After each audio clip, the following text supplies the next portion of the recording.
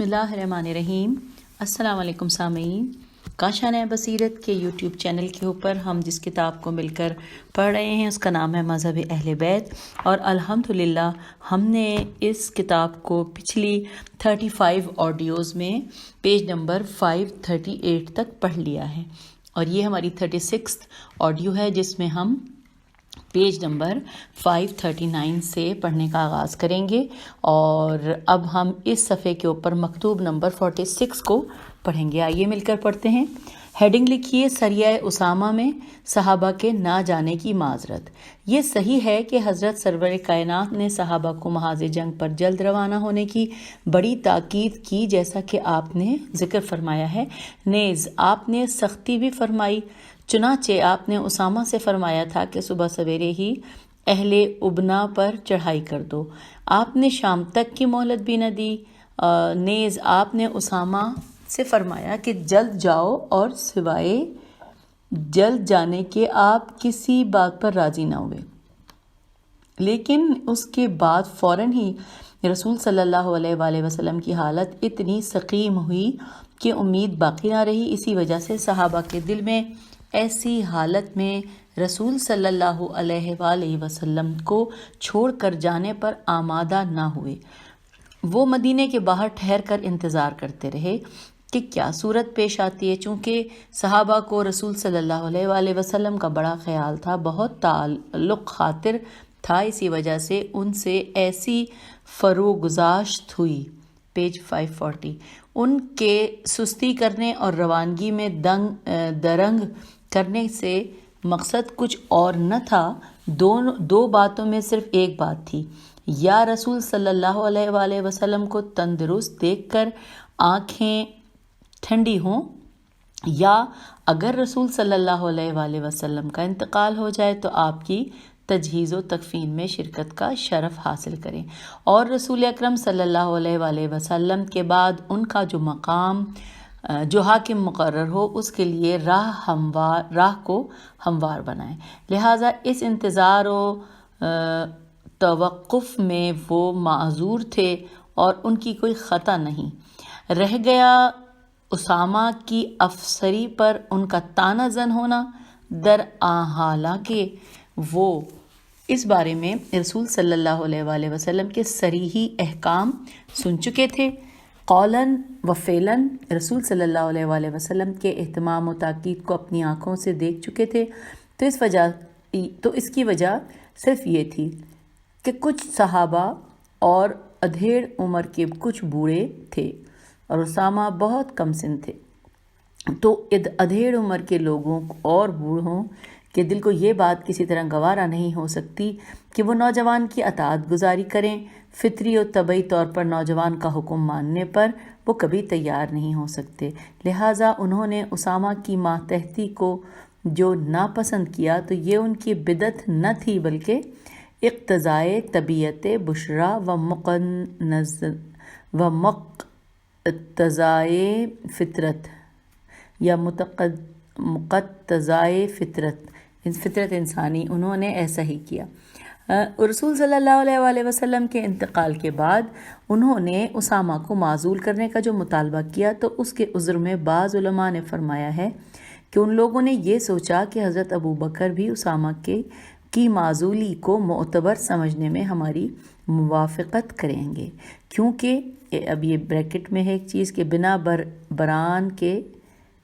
بر ان کے خیال کے، یہ بریکٹ کلوز، کہ کیونکہ مصلحت اسی کی مقتضی تھی، مگر انصاف تو یہ ہے کہ اسامہ کو معزول کرنے کا جو انہوں نے مطالبہ کیا تھا ان کے اس مطالبے کی کوئی معقول وجہ میری سمجھ میں نہیں آتی۔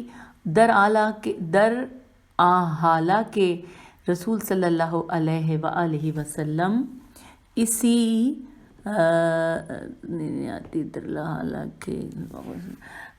اسی بات پر پہلے کس قدر غیظ و غضب کا انتظار فرما چکے تھے۔ جن لوگوں نے اسامہ کی سرداری پر اعتراض کیا تھا، پیج 541، اعتراض کیا تھا، ان پر کتنا برہم ہوئے تھے کہ بخار کی حالت میں آپ سر پر پٹی باندھے ہوئے چادر اوڑھے ہوئے باہر آئے، خطبہ فرمایا، اور خطبے میں کافی زجر و توبیخ کی، لہٰذا اس کے بعد بھی ان کے معذور ہونے کی وجہ خدا ہی بہتر جانتا ہے۔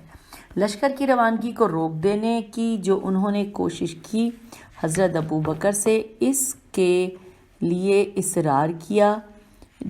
اصرار جو کیا، باوجود یہ کہ لشکر کی روانگی کے لیے رسول اکرم صلی اللہ علیہ وآلہ وسلم دوبارہ سے یہاں سے پڑھتی ہوں کہ بے چینی انتہائی اہتمام دیکھ چکے تھے، ٹھیک ہے، تاکیدی احکام سن چکے تھے، تو وہ پائے تخت اسلامیہ کی حفاظت و احتیاط کے مد نظر تھا۔ ڈرتے تھے کہ جب لشکر مدینے سے روانہ ہو جائے گا تو فوجی طاقت یہاں موجود نہ رہے گی تو کہیں مشرکین ہلہ بول نہ دیں۔ رسول صلی اللہ علیہ وآلہ وسلم کی آنکھ بند ہوتے ہی نفاق آشکار ہو چکا تھا۔ یہود و نصارہ کے دل قوی ہو گئے تھے، عرب کی متعدد ٹولیاں مرتد ہو چکی تھیں اور بعض جماعتیں زکوٰۃ دینے سے انکار کر چکی تھیں۔ انہی سب باتوں کو پیش نظر رکھ کر صحابہ نے حضرت ابوبکر سے خواہش ظاہر کی کہ آپ اسامہ کو سفر سے روک دیں، لیکن حضرت ابوبکر نے انکار کر دیا اور کہا کہ خدا کی قسم، مجھے اگر کوئی پرندہ جھپٹ لے جائے تو زیادہ پسند ہے بنسبت اس کے کہ میں رسول صلی اللہ علیہ وآلہ وسلم کے حکم کو پورا کرنے سے بیشتر کوئی اور کام کروں۔ Inverted comma close. حضرت ابوبکر کے متعلق ہمارے علماء نے یہی بیان کیا ہے۔ رہ گئے ان کے علاوہ اصحاب تو انہوں نے لشکر کو واپس بلا لینے کا جو ارادہ ظاہر کیا تو اس میں ان کا عذر ظاہر ہے، وہ صرف اسلام کی بہبودی کی خاطر ایسا چاہتے تھے۔ حضرت ابوبکر و عمر وغیرہ لشکر اسامہ کے ساتھ جو نہ گئے تو اس کی وجہ یہ تھی کہ وہ انتظام مملکت میں مصروف تھے۔ مملکت اسلامی کی بنیادیں مضبوط کرنا، حکومت کو قوی بنانا، حکومت کی حفاظت مد نظر تھی، جس کے بغیر نہ تو دین محفوظ رہ سکتا تھا نہ دین والے۔ پیج 542 پر اب ہم ہیں۔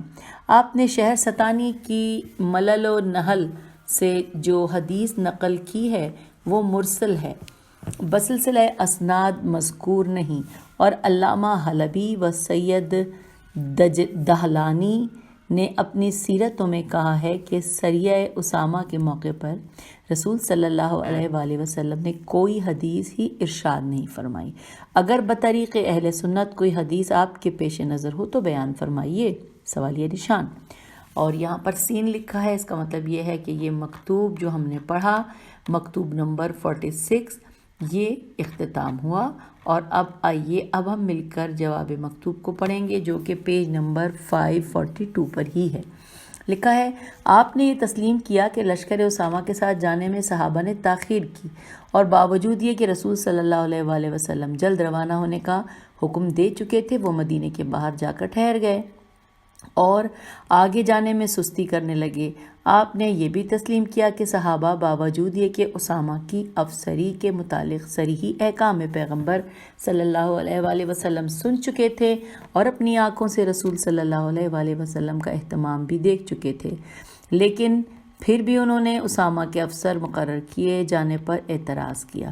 آپ نے یہ بھی تسلیم کیا کہ صحابہ نے حضرت ابوبکر سے خواہش کی کہ اسامہ کو معزول کر دیا جائے، حالانکہ وہ اسامہ کی افسری پر اعتراض کرنے کا حشر دیکھ چکے تھے کہ رسول صلی اللہ علیہ وآلہ وسلم کس قدر برہم ہوئے، اور اسی کی وجہ سے بخار کی حالت میں سر پر پٹی باندھے، چادر اوڑھے باہر تشریف لائے اور خطبہ فرمایا، جس میں کافی زجر و توبیخ کی، اور اسی خطبے میں اس کا بھی اعلان کیا کہ اسامہ افسر مقرر کیے جانے کے یقیناً لائق ہیں۔ پیج 543۔ آپ نے یہ بھی تسلیم کیا کہ بعد رسول صلی اللہ علیہ وآلہ وسلم صحابہ نے حضرت ابوبکر سے خواہش کی کہ رسول صلی اللہ علیہ وآلہ وسلم جو لشکر میدان جنگ کی طرف روانہ کر رہے تھے ان کی روانگی روک دی جائے۔ آپ کو یہ بھی تسلیم ہے کہ جب لشکر روانہ ہوا تو بہت سے صحابہ جنہیں خود رسول صلی اللہ علیہ وآلہ وسلم نے اسامہ کی ماتحتی میں رکھ کر جانے کا حکم دیا تھا، وہ لشکر کے ساتھ نہ گئے۔ آپ نے یہ تمام باتیں تسلیم کیں، جس طرح مورخین محدثین ارباب سیر اس کے معترف ہیں۔ آپ نے یہ بھی اعتراف کیا اور آپ نے یہ بھی فرمایا ہے کہ وہ اس میں معذور تھے۔ آپ کے بیان کا خلاصہ یہ ہے کہ انہوں نے ان تمام امور میں اپنے خیال و فکر کی بنا پر اسلام کی مصلحت کو مقدم رکھا، حکم پیغمبر کی وجہ سے جو فریضہ ان پر عائد ہوتا تھا اس کی پرواہ نہ کی۔ ہم بھی تو یہی کہتے ہیں، اس کے سوائے ہم نے کیا کہا؟ سوالیہ نشان۔ موضوع کلام آپ کا تو یہی ہے کہ صحابہ رسول صلی اللہ علیہ وآلہ وسلم کا ہر حکم بجا لاتے تھے یا نہیں؟ پہلے آپ کہتے تھے کہ صحابہ نے رسول صلی اللہ علیہ وآلہ وسلم کے ہر حکم کی پابندی کی، اور میں یہ کہتا تھا کہ ہر حکم کی پابندی نہیں کی۔ اب آپ کا اعتراف کرنا کہ ان مذکورہ احکام پیغمبر کی انہوں نے اطاعت نہ کی ہمارے ہی قول کی تائید ہے، ہمارا ہی کہا ثابت ہوتا ہے۔ اب رہ گیا یہ کہ صحابہ معذور تھے یا نہیں، ان احکام کی تعمیل نہ کرنے میں ان کا عذر صحیح تھا یا غلط، اس سے بحث ہی نہیں، یہ موضوع بحث سے خارج ہے۔ جس طرح آپ کو یہ تسلیم ہے کہ صحابہ نے سریہ اسامہ کے معاملے میں حکم پیغمبر صلی اللہ علیہ وآلہ وسلم کو پس پشت رکھا اور اپنے خیال میں اسلام کے لیے جو مفید سمجھتے تھے اس کو ترجیح دی، پیج 544۔ اسی طرح آپ یہ کیوں نہیں تسلیم کر لیتے کہ امیر المومنین علیہ السلام کی خلافت و جانشینی کے متعلق جس قدر ارشادات رسول صلی اللہ علیہ وآلہ وسلم تھے، جتنی تصریحات تھیں پیغمبر صلی اللہ علیہ وآلہ وسلم کی غدیر خم کے موقع پر، غزوہ تبوک میں جانے کے وقت وغیرہ وغیرہ، اس کو بھی صحابہ نے ٹھکرا دیا اور ان کی نظر میں خلافت کا جو اہتمام اسلام کے لیے مفید تھا اس کو مقدم رکھا۔ حکم پیغمبر صلی اللہ علیہ وآلہ وسلم کا ماننا ضروری نہ جاننا اور اپنے نظریے خلافت کو اسلام کے لیے بہتر سمجھا۔ اسامہ کے افسر مقرر کیے جانے پر معترضین نے جو اعتراض کیا تھا ان کی جانب سے معذرت کرتے ہوئے آپ نے فرمایا ہے کہ انہوں نے اس لیے اعتراض کیا کہ اسامہ کمسن تھے اور صحابہ کچھ ادھیڑ کچھ بوڑھے تھے، اور ادھیڑ اور بوڑھے لوگوں کے نفوس کسی نوجوان کی ماتحتی و تابعداری سے عادتاً گریزاں ہوتے ہیں، ان کی فطرت کا تقاضا ہے کہ وہ کسی نوجوان کے تابعدار نہ بنے۔ تو یہی بات آپ ان لوگوں کے متعلق کیوں نہیں کہتے کہ جنہوں نے امیر المومنین علیہ السلام کی خلافت کے متعلق نصوص پیغمبر صلی اللہ علیہ وآلہ وسلم کو ٹھکرا دیا؟ اس لیے کہ علی علیہ السلام کم سن تھے، نوجوان تھے، اور وہ لوگ ادھیڑ اور کہن سال بوڑھے تھے۔ انہوں نے بعین ہی اسی طرح بوقت وفات رسول صلی اللہ علیہ وآلہ وسلم کو علی علیہ السلام کو کم سن سمجھا۔ خلافت اور سرداری فوج میں تو زمین آسمان کا فرق ہے، لیل و نہار کا تفرقہ ہے۔ جب صرف ایک جنگ کے موقع پر صحابہ کی فطرتیں ایک کم سن کی ماتحتی و تابعداری قبول نہ کر سکتی تھیں تو زندگی بھر کے لیے دینی معاملات میں ایک نوجوان کی اطاعت و فرما برداری کیسے گوارا کر سکتی تھی؟ علاوہ اس کے جو آپ نے فرمایا ہے کہ بوڑھوں کی فطرت کسی نوجوان کی تابعداری گوارا نہیں کر سکتی، تو اگر آپ نے مطلقاً یہ فرمایا ہے، یہ مطلب ہے آپ کا کہ جو بھی بوڑھا ہو وہ نوجوان کی اطاعت پر تیار نہیں ہو سکتا، پیج 545۔ تو قطعاً صحیح نہیں، کیونکہ کامل الایمان ضعیف و کہن سال مومنین نے کہ نفوس نوجوان کی تابعداری سے، جس کی تابعداری بعین ہی خدا اور رسول صلی اللہ علیہ وآلہ وسلم کی تابعداری ہو، کبھی گریز نہیں کرتے۔ جیش اسامہ سے تخلف کرتے خیلام فے کرنے والے کے متعلق وہ جو فقرہ تھا جسے علامہ شہر ستانی نے بطور مسلمات مرسلن میم رے سین لام الف اور اس پہ 2 زبر ہیں تحریر کیا ہے، یعنی جس کی میں ترجمہ پڑھتی ہوں کہ خدا لعنت کرے اس پر جو جیش اسامہ سے تخلف کرے۔ اچھا، یہاں پہ انورٹڈ کاما کلوز ہو گیا۔ تو مرسل ہی نہیں بلکہ بسلسلہ اسناد بھی یہ حدیث کتب احادیث والسیر میں مذکور ہے۔ چنانچہ علامہ جوہری نے کتاب الثقیفہ میں اس حدیث کو درج کیا ہے۔ میں انہی کی عبارت نقل کیے دیتا ہوں، اور یہ عربی میں ہے تو اس کا ہم ترجمہ پڑھیں گے، پیج 546 پر سے ہم پڑھیں گے۔ لکھا ہے، علامہ جوہری کہتے ہیں کہ مجھ سے بیان کیا احمد بن اسحاق بن صالح نے، انہوں نے احمد بن سیار سے سنا، پیج 547۔ انہوں نے سعید بن کثیر انصاری سے، انہوں نے اپنے بزرگوں سے، انہوں نے عبداللہ بن عبد الرحمن سے کہ رسول صلی اللہ علیہ وآلہ وسلم نے اپنے مرض الموت میں اسامہ بن زید بن حارث کو سردار فوج مقرر کیا۔ اس فوج میں اکثر معززین مہاجرین و انصار تھے، حضرت ابو بکر و عمر، ابو عبیدہ جراح، عبد الرحمن بن عوف، طلحہ و زبیر وغیرہ۔ اور رسول صلی اللہ علیہ وآلہ وسلم نے اسامہ کو تاکید کی کہ موتا پر چڑھائی کرو جہاں تمہارے باپ زید قتل کیے گئے، نیز وادی فلسطین میں بھی جنگ کرو۔ اسامہ نے ذرا سستی سے کام لیا، ان کی سستی دیکھ کر لشکر والے بھی سستی کرنے لگے۔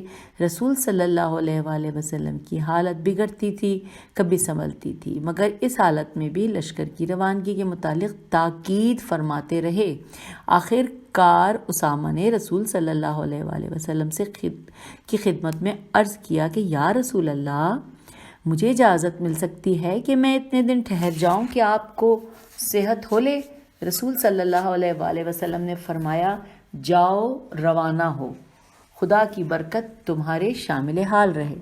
اسامہ نے کہا کہ اگر میں اس سال میں آپ کو چھوڑ جاؤں گا تو میرے دل میں گہرا زخم رہے گا۔ اس پر آپ نے فرمایا، چل کھڑے ہو، خدا تمہیں عافیت و کامیابی نصیب کرے۔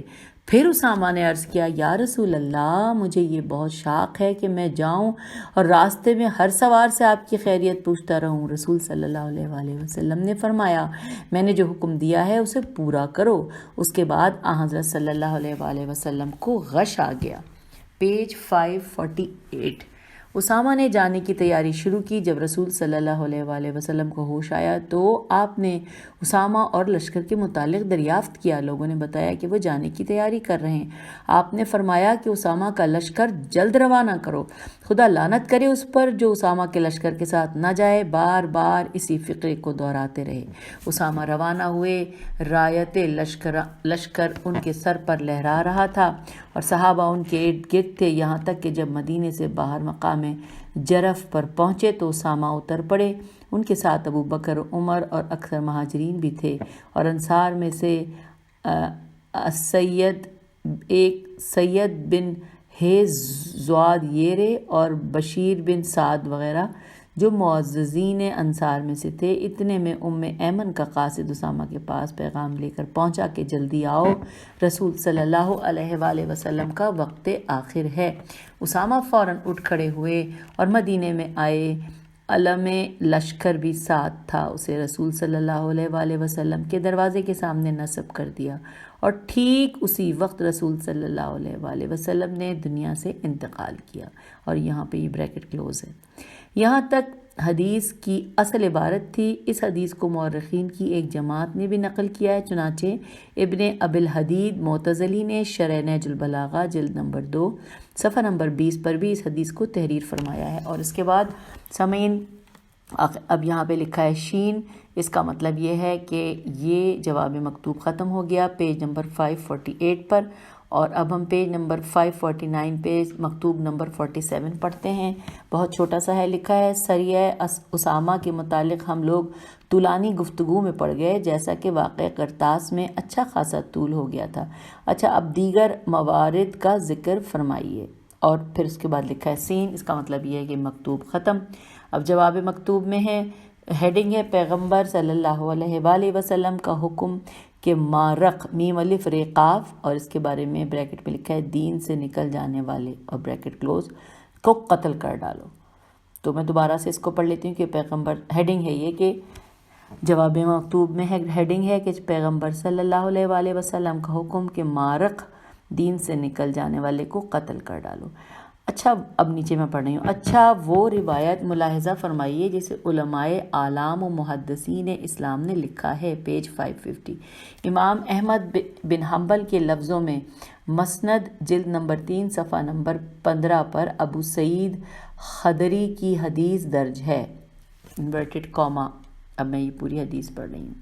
ابو سعید خدری فرماتے ہیں کہ ابو بکر رسول صلی اللہ علیہ وآلہ وسلم کی خدمت میں آئے اور عرض کی، یا رسول اللہ، میرا گزر فلاں وادی سے ہوا، میں نے وہاں ایک خوشنما شکل و شمائل اور بہت ہی خشوع والے انسان کو نماز پڑھتے دیکھا۔ رسول صلی اللہ علیہ وآلہ وسلم نے فرمایا، فوراً جاؤ اور اسے قتل کر ڈالو۔ ابو بکر گئے، مگر جب اس شخص کو اسی حال میں پایا، یعنی نماز پڑھتے ہوئے، تو انہیں اچھا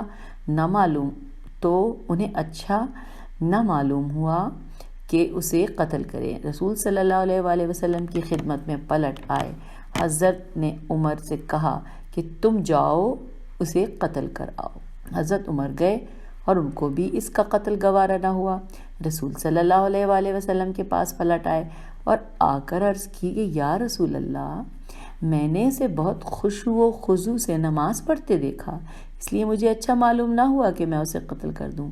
اب رسالت مآب صلی اللہ علیہ وآلہ وسلم نے حضرت علی علیہ السلام کو حکم دیا کہ تم جاؤ اور جا کر اسے قتل کر ڈالو۔ حضرت علی علیہ السلام گئے، مگر اسے پایا نہیں۔ حضرت علی علیہ السلام رسول صلی اللہ علیہ وآلہ وسلم کی خدمت میں پلٹے اور عرض کی، یا رسول اللہ، میں گیا تو وہ جا چکا تھا، میں نے اسے نہیں دیکھا۔ رسالت مآب صلی اللہ علیہ وآلہ وسلم نے فرمایا، اس شخص اور اس کے اصحاب کی حالت یہ ہوگی کہ وہ قرآن پڑھیں گے مگر وہ ان کے گلے سے نیچے نہیں اترے گا، دین سے یوں نکل جائیں گے جس طرح تیر ہدف کے پار ہو جاتا ہے۔ ان کا دین میں واپس آنا اسی طرح ناممکن ہوگا جس طرح چلا ہوا تیر 100 فار میں پلٹ نہیں سکتا۔ انہیں تہہ تیغ کر ڈالو کہ وہ بدترین خلائق ہیں، انورٹڈ کاما کلوز، پیج 551۔ ابو یعالی، یہ این لام چھوٹی ہے، اس کے اوپر کھڑا زبر بھی ہے، یعلا نے اپنے مسند میں انس سے روایت کی، جیسا کہ ابن حجر اسقلانی کی اصابہ میں بسلسلہ تذکرہ ذیلصدیہ مذکور ہے، ان بریکٹ ہے یہ، آئیے اس کو پڑھتے ہیں۔ لکھا ہے، انس کہتے ہیں کہ رسول اکرم صلی اللہ علیہ وآلہ وسلم کے زمانے میں ایک شخص تھا جس کی عبادت و اجتہاد پر ہمیں بے حد تعجب ہوا کرتا تھا۔ ہم نے ایک مرتبہ رسول صلی اللہ علیہ وآلہ وسلم سے اس کا نام لے کر ذکر کیا تو انہوں نے نہیں پہچانا۔ ہم نے اس کی صفتیں بیان کی، تب بھی آپ نہ پہچان پائے۔ ہم اس کے متعلق گفتگو کر ہی رہے تھے کہ ناگاہ وہ شخص آتا دکھائی دیا۔ ہم نے رسول صلی اللہ علیہ وآلہ وسلم کی خدمت میں عرض کی، یا رسول اللہ، یہی وہ شخص ہے؟ حضرت صلی اللہ علیہ وآلہ وسلم نے فرمایا، تم لوگ مجھ سے ایسے شخص کا ذکر کر رہے ہو جس کے چہرے پر شیطان کی رنگت ہے۔ اتنے میں وہ شخص بالکل سامنے آ گیا اور آ کر کھڑا ہوا مگر سلام نہ کیا۔ رسول صلی اللہ علیہ وآلہ وسلم نے اس سے فرمایا، میں تمہیں خدا کی قسم دے کر پوچھتا ہوں کہ تم جب مجمع میں تھے تو تم نے یہ بات کہی تھی کہ پوری قوم میں مجھ سے بہتر یا افضل کوئی شخص نہیں؟ اس نے کہا، ہاں۔ پھر وہ وہاں سے چل کر نماز پڑھنے لگا۔ رسول صلی اللہ علیہ وآلہ وسلم نے فرمایا، کون ہے جو جا کر اس کو قتل کرائے؟ حضرت ابو بکر نے کہا کہ میں اس خدمت کے لیے حاضر ہوں یا رسول اللہ۔ وہ اس کے پاس پہنچے، دیکھا کہ نماز پڑھ رہا ہے۔ حضرت ابو بکر نے کہا، سبحان اللہ، کیا میں ایسے شخص کو قتل کروں جو نماز پڑھتا ہے؟ پیج 552۔ رسول اللہ صلی اللہ علیہ وآلہ وسلم نے پوچھا، کہو کیا کر کے آئے؟ انہوں نے کہا کہ میں نے پسند نہیں کیا کہ نماز پڑھتے ہوئے اسے قتل کروں۔ آپ نمازیوں کے قتل سے منع فرما چکے ہیں۔ رسول اللہ صلی اللہ علیہ وآلہ وسلم نے پھر صدا بلند کی، کون ہے جو اس کو قتل کرے؟ حضرت عمر بولے، میں حاضر ہوں یا رسول اللہ۔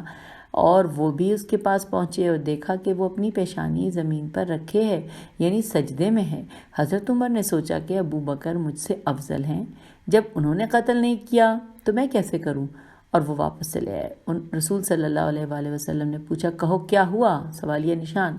حضرت عمر نے جواب دیا کہ میں نے اسے اس حال میں پایا کہ وہ اپنی پیشانی خدا کے سجدے میں رکھے ہوئے ہے، میں اس کا قتل کرنا گوارا نہ ہوا، مجھے اس کا قتل کرنا گوارا نہ ہوا۔ پھر حضرت نے آواز دی کہ کون ہے جو اس کو قتل کرے؟ حضرت علی علیہ السلام نے کہا میں۔ رسول اللہ صلی اللہ علیہ وآلہ وسلم نے فرمایا ہاں، بشرطے کہ وہ تمہارے ہاتھ لگ بھی جائے۔ حضرت علی علیہ السلام اس کی طرف روانہ ہوئے، مگر وہاں پہنچ کر دیکھا وہ جا چکا ہے۔ رسول اللہ کی خدمت میں واپس آئے رسول صلی اللہ علیہ وآلہ وسلم نے پوچھا کہو کیا خبر ہے؟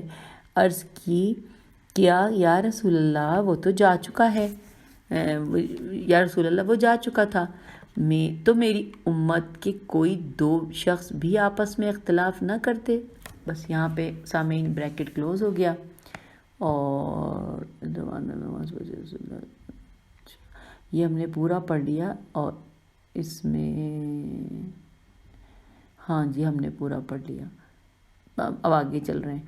حافظ محمد بن موسیٰ شیرازی نے بھی اس حدیث کو اپنی کتاب میں، جسے انہوں نے یعقوب بن سفیان، مقاتل بن سلیمان، یوسف قطان، قاسم بن سلام، مقاتل بن حیان، علی بن حرب السدی، الف لام سین دال چھوٹی ہے، مجاہد، قتادہ، وکی ہے یا دکی ہے، واو کاف یہ عین وکی، ابن جریح وغیرہ کی تفسیروں سے استنباط کر کے لکھا ہے، اور بہت سے سقائے علماء نے بطور مسلمات یا مسلمات اس روایت کا مرسلاً ذکر کیا ہے۔ جناب علامہ ابن عبد ربا قرطبی نے اپنی کتاب عقد الفرید جلد اول میں اصحاب احوا کے ضمن میں ذکر کیا ہے، اور اس حدیث کے اختتام پر یہ بھی مذکور ہے کہ حضرت سرور کائنات صلی اللہ علیہ وآلہ وسلم نے فرمایا انورٹڈ کاما، پہلا سینگ ہے جو میری امت میں نکل رہا ہے، اگر تم اسے قتل کر ڈالتے تو اس امت کے کوئی بھی دو آدمی باہم اختلاف نہ کرتے۔ بنی اسرائیل 72 فرقوں میں بٹ گئے، اور یہ امت 73 فرقوں میں بٹ جائے گی، سب کے سب فرقے جہنم میں جائیں گے، صرف ایک فرقہ جنت میں جائے گا، انورٹڈ کاما کلوز۔ اسی سے ملتی جلتی وہ روایت ہے کہ جسے اصحاب سنن نے حضرت علی علیہ السلام سے نقل کیا ہے کہ انورٹڈ کاما رسول صلی اللہ علیہ وآلہ وسلم کے پاس قریش کے کچھ لوگ آئے اور انہوں نے کہا کہ اے محمد صلی اللہ علیہ وآلہ وسلم، ہم آپ کے پڑوسی اور حلیف ہیں، ہے لام یہ فے، ہمارے غلاموں میں سے کچھ لوگ آپ کے پاس رہ گئے ہیں، وہ دین میں رغبت رکھنے یا فقہ میں رغبت ہونے کی وجہ سے آپ کے پاس نہیں آئے، بلکہ ہماری جائیداد و اموال کی حفاظت سے جان چرا کے بھاگے ہیں، ان کو آپ ہمیں واپس کر دیجئے۔ اس پر رسالت مآب نے حضرت ابو بکر سے پوچھا کہ تم کیا کہتے ہو؟ بولے یا رسول اللہ یہ سچ کہتے ہیں، یہ آپ کے ہمسائے ہیں۔ اس پر رسول صلی اللہ علیہ وآلہ وسلم کے چہرے کا رنگ متغیر ہو گیا، پھر حضرت عمر کی طرف مڑے اور پوچھا کہ تم کیا چاہتے ہو؟ انہوں نے بھی یہی کہا کہ یہ سچ ہے، پیج 554، کہ یہ سچ کہتے ہیں، یہ آپ کے پڑوسی ہیں۔